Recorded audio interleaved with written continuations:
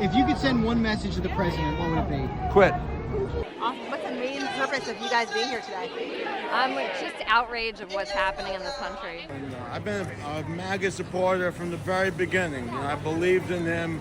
I thought that he would end wars, like he said in his campaign. He said he wouldn't start wars. He said he'd bring peace to the Middle East. Now look at us. I spent 30 years serving a country that I don't even recognize anymore. I grew up in Louisiana in the segregated South, and I see that we're going back there. I used to have to ride the back of the bus, and I went to a segregated school. So I don't want to see that for my kids and my grandkids. It is time for New Yorkers from every walk of life, for Americans from coast to coast to come together and defend our democracy, because even our founding fathers understood that our democracy is fragile. And it is only as powerful and it is only as strong as the people who come together to defend it. I wouldn't be here if I didn't think it was going to make a change or make a difference. Our voice is being heard. That's part of our right as an American, and I'm not just going to stand by and let these atrocities happen. If today's politics really turn on the economy, as 81% of Americans who voted for Donald Trump said it did, then the economy might be flashing a red warning light to the president. Right now, 9 months into Donald Trump's second term, the national unemployment rate is 4.3%. 10.5% for young Americans ages 16 to 24 who face what is being called a no firing, no hiring economy. Voted for Trump in 2016, 2020, and 2024. We live in the Florida Panhandle, and we thought that this would be good for our business, but we're finding out now that we were wrong, and I want to publicly say that we are regretting our votes at this point. My husband and me own a construction company, and we literally do not have workers anymore. Most of our workers are from Mexico, and they're good, hard workers. I talked to a few of them, and they said they were just too scared to come back to work because of all the raids. So remember when they told us we had Trump derangement syndrome? Remember when they told us we were snowflakes? Remember when they said we were libtards who hated America and didn't know what a woman was? Remember when they told us to stop crying and pull ourselves up by our bootstraps? Well, welcome to 2025, because the same people who said all of that are now standing outside government buildings with their hands out, wondering why nobody warned them. We did warn them. Everybody warned them. They just called us names and kept clapping. And now the farms are bleeding. The factories are closed. The hospitals are shutting down. The healthcare is gone. And the man they call daddy is looking the other way. On the news right now is a bunch of people in Pennsylvania that lost their jobs. Yeah, they're in unions or they worked for the federal government and they're losing their jobs. And we told you that this would happen if Donald Trump got in office. We literally told you this is what would happen. And now you think you're going to picket or you're going to organize or you're going... You voted for Donald Trump. That's what you did. So now you are reaping what you sow. And it's not very nice, is it? But this is what you voted for. You voted for this. So it's kind of hard to get any sympathy from anyone when this is what you voted for. We warned you. We told you not to vote for that man. And you did anyway. I mean, if you're a worker, if you work at a union or you work a 9-to-5 job and you vote for a Republican, you are voting to lose your job. It's that simple. So keep voting Republican. Let me know how that works out for you. So far, hasn't worked out real well for workers, has it? And it's not supposed to. Republicans don't care about you. The sooner you realize that, the sooner you'll learn and be better off.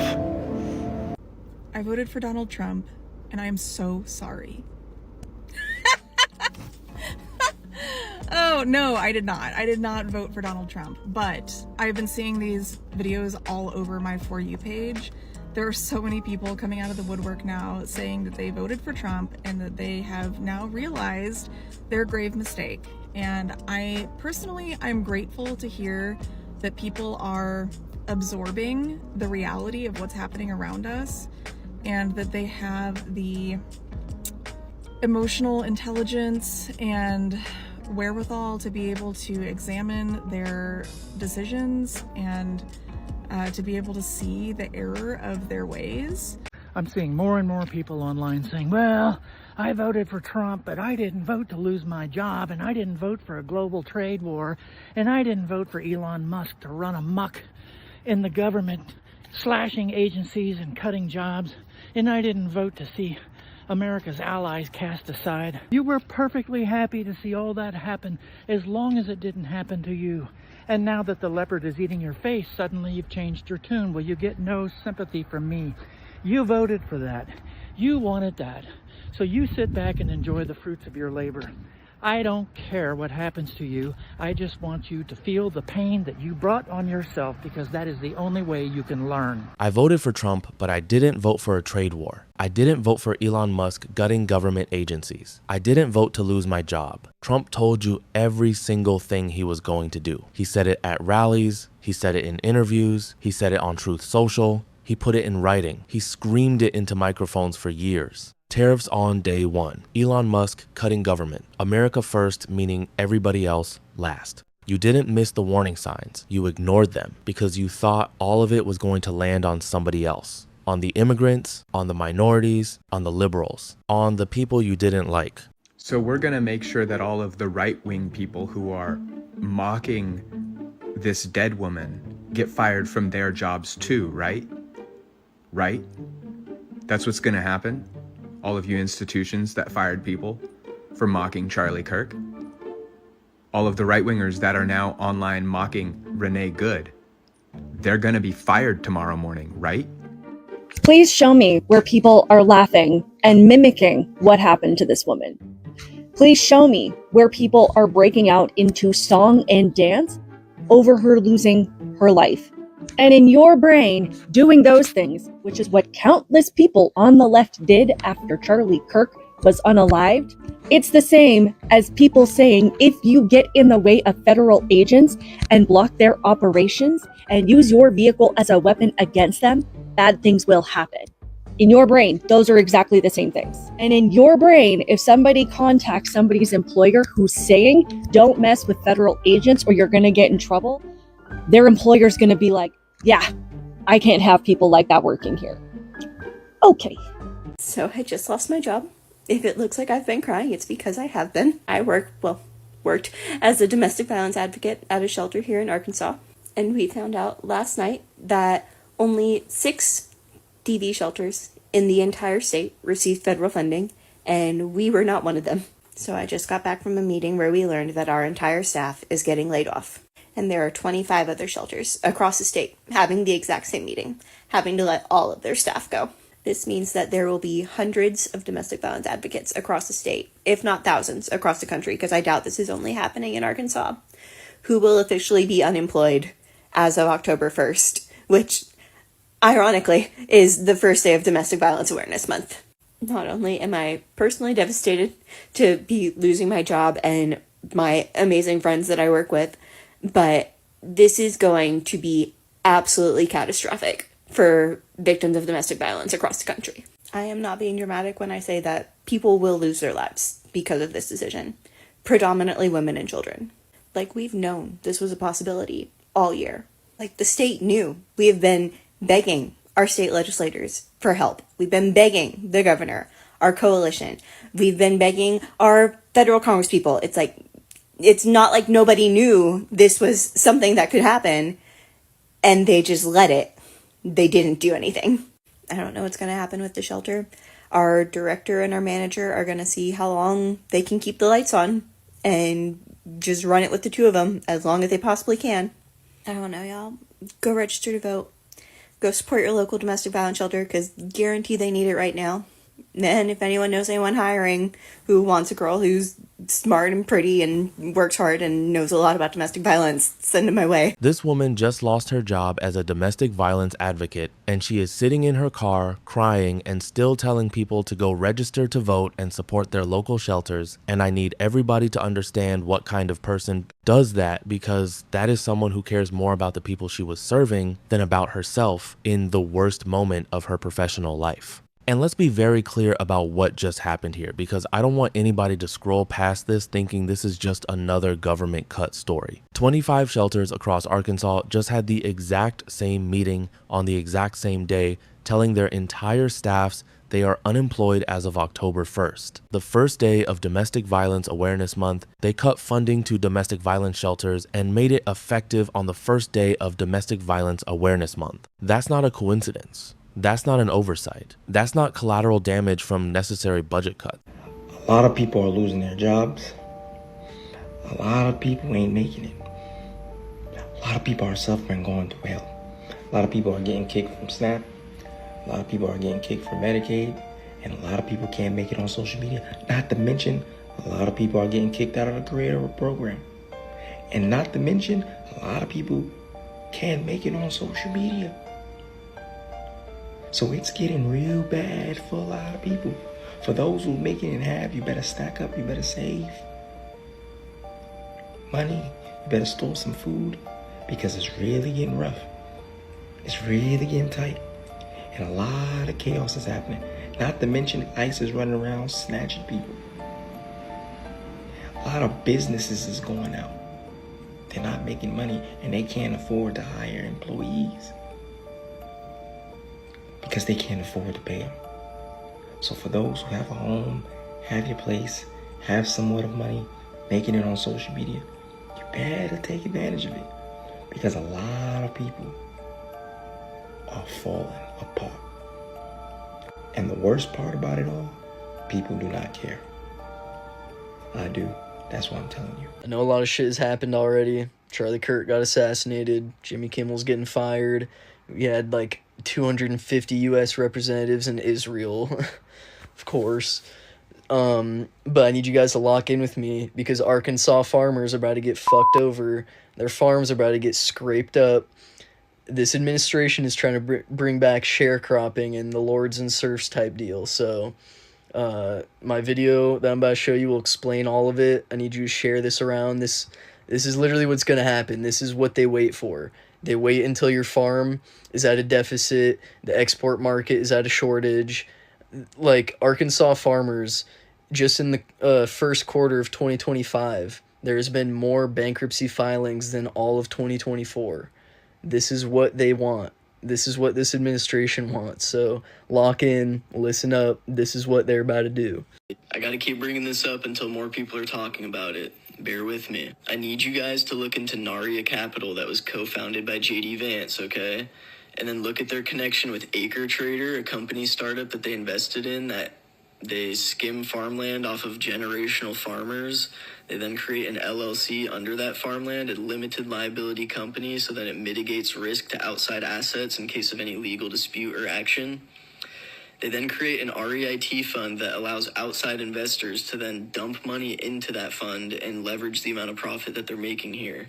Because not only are they going to be making money off of the farm product, they're going to be making money off of a farm tenant that has to run that farm and pay rent. And then they're going to be making money off of that land value. Okay?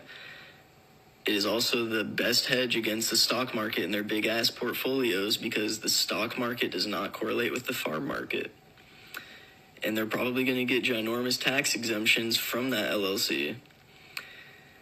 This is why Donald Trump will not talk about the avian flu breakouts and all these disease rampant through these chicken farms and, farmland, because he knows that they're probably going to go bankrupt and they're not going to be able to sustain their business. They come through, buy it for a penny on the dollar, attract angel investors from outside countries, leverage the amount of profit they're making. There we are. So let me make sure everybody understood what was just explained here, because this is not a conspiracy theory. This is a business model, and I need you to follow every single step of it carefully, because once you see it, you cannot unsee it. Trump implements tariffs, farm exports collapse, soybean prices drop 50%. More bankruptcy filings in the first quarter of 2025 than all of 2024 combined. Farmers can't make their payments. Farms go into deficit. Generational land that families have worked for over 100 years goes up for sale at pennies on the dollar. And who is waiting right there with a checkbook ready to buy it all up? Acre Trader, connected to Naria Capital, co-founded by JD Vance, the Vice President of the United States of America. Let that sink in for a second. The Vice President of the United States has financial connections to a company that profits directly from farmers going bankrupt. The same farmers whose bankruptcy rate just hit historic highs under the administration he is part of. The same administration that is implementing the exact policies driving those bankruptcies in the first place. And then they wrap it in an LLC to protect their personal assets from any legal liability. Then they create a REIT fund so outside investors can pour money in and multiply the profits. Then they collect rent from the same farmer who used to own that land. Then they collect profits from the crops that farmer grows on land he no longer owns. Then they watch the land value appreciate and collect that too. I just lost my job today. No warning, no nothing. They wouldn't even tell me why. I don't know. I didn't do anything wrong.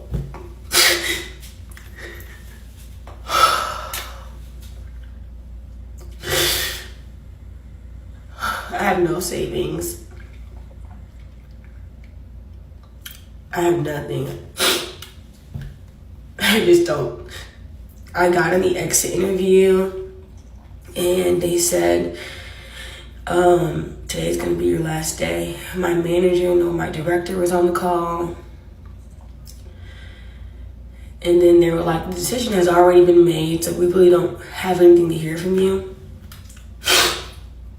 You're only gonna get paid for the one day you worked in August, and we'll give you your commission check, and that's the last of it. And end the call on me.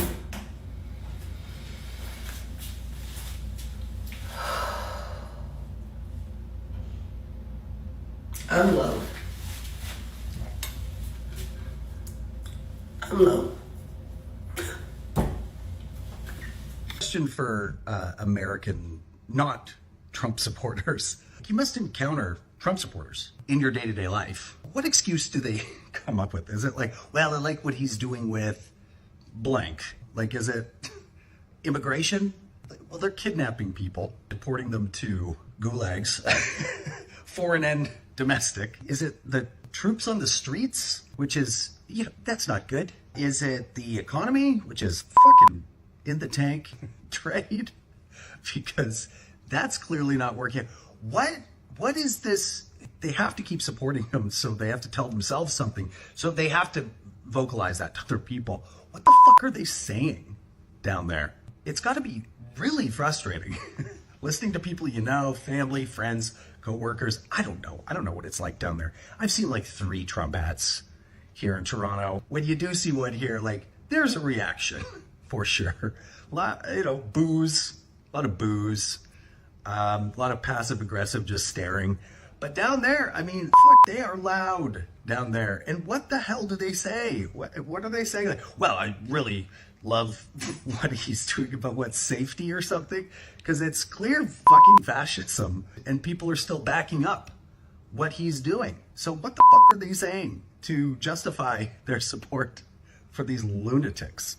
I'd love to know. This Canadian just asked the most honest question of 2025, and I love him for it, because he genuinely cannot comprehend what is happening down here, and honestly, neither can we, and we live here. What are they saying to justify it? And look, I have done extensive field research on this question completely against my will at family dinners and grocery stores and gas stations, and let me tell you exactly what they are saying. They are saying, well, at least he's doing something about the border. While citizens are getting deported to El Salvador without due process, and ICE is picking people up off private job sites based on the color of their skin. Multiple different farmers across the United States are admitting that Donald Trump's tariffs are absolutely crippling them. If this continues, they're going to go bankrupt at rates we've never seen in American history. Listen to them. Fertilizer and seed and diesel fuel, all of these things have just about tripled in price.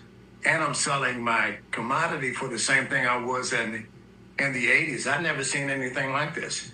And it's all due to the president's tariffs. And an Arkansas farmer is also pointing out that Donald Trump's tariffs are a direct cause of this, saying we produce 40% more agricultural products in this country than we can consume domestically. 1 in every 4 rows of soybeans goes abroad. China is the largest importer of soybeans in the world. For the first time in 20 years, China's bought 0 soybeans and 0 new crop corn out of this country. We went from $12 billion to 0. The price for them doing their business has tripled, and their sales are plummeting drastically because other countries aren't importing our crops anymore. You know it's not good when they're being forced to sell their crops at 1980s prices while paying 2025's cost. The math doesn't add up. They're going to go out of business. Farmers are losing their farms across this country. Generational livelihoods are on the line, and rural communities are collapsing at levels we've never seen before, all because of Donald Trump's tariffs. And these aren't just Democratic talking points. These are words coming directly from the farmers themselves.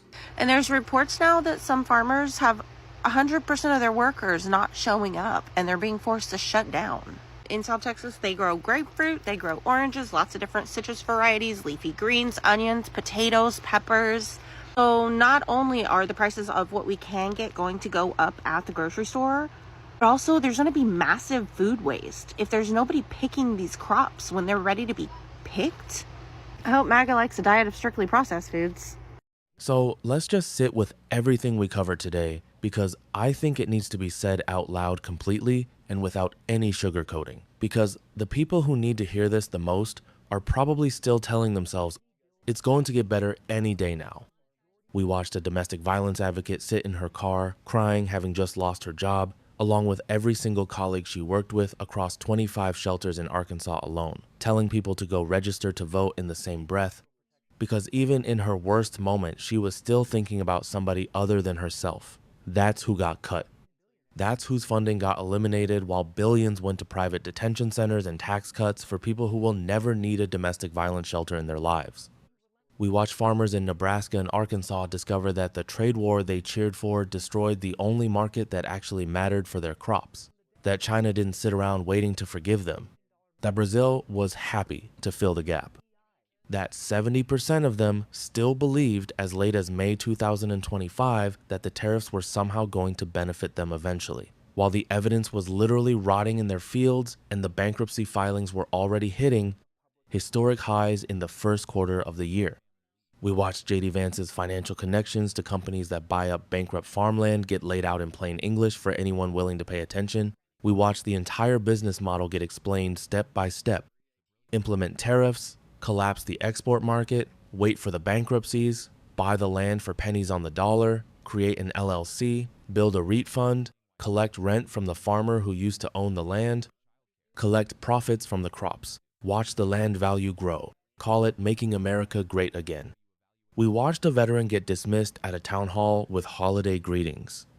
We watched Senator Fisher tour a healthcare college, see the crisis with her own eyes, and walk out declining follow-up questions, telling rural Nebraska to find a rich donor.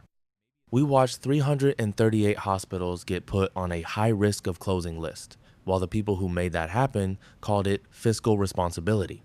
And through all of it, we kept hearing the same thing from the people experiencing all of this.